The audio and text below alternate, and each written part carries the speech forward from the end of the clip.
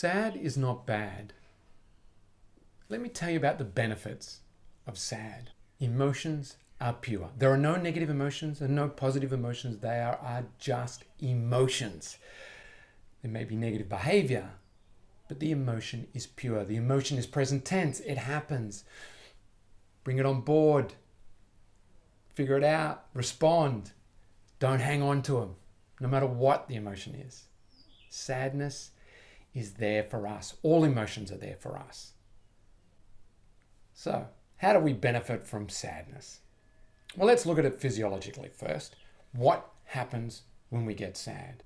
At first, everything just seems to slow down. Our heart slows down. They even flutter a little bit. But sadness, it slows the heart down. Our immunity weakens. I don't know how that is good for us, but the immunity weakens, which affects our gut because a lot of our immunity is fought in our gut with all our microbiome. And so our appetite changes. For some, we may eat more. For others, we may eat less. Our voice changes, gets lower. Pitch goes down. The voice weakens. Our eyes, they get smaller. Less light is able to come in. Things may even seem a little bit darker. Apparently, when you are in total empathy with somebody else, your pupil size goes to the same size as theirs. And when you get sad, your brain activity increases and you have a better attention to detail. Now, I'm not talking about depression. That's a state. I'm talking about emotion and sadness. And that's what it does to you physiologically. It's telling you to slow down and think. Perhaps if you've heard some sad news of a loved one dying, it may make you reflect on your own life. Or maybe even just reflect on the life that that person had. It makes you remember details so much more clearly. Sadness is useful.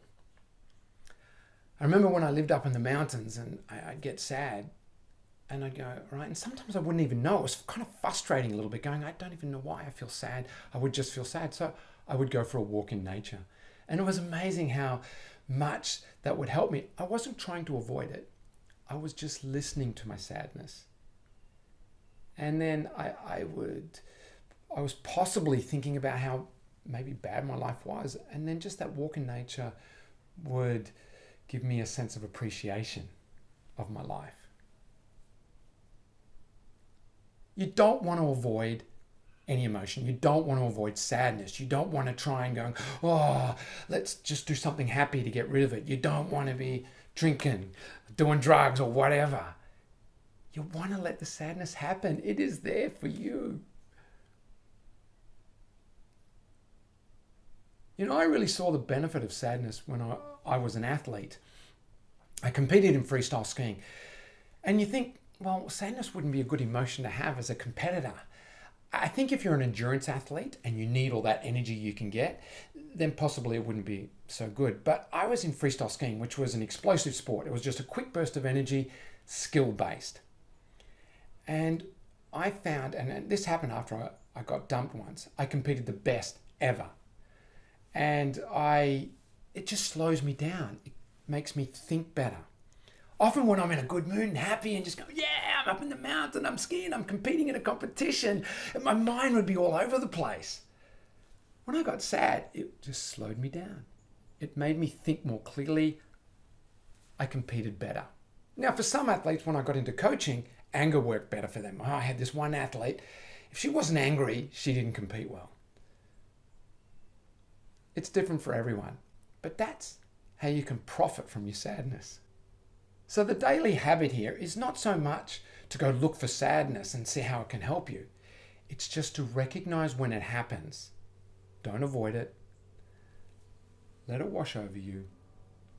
Think about it and respond. Let it go. Move on. Till next time, keep the spirit.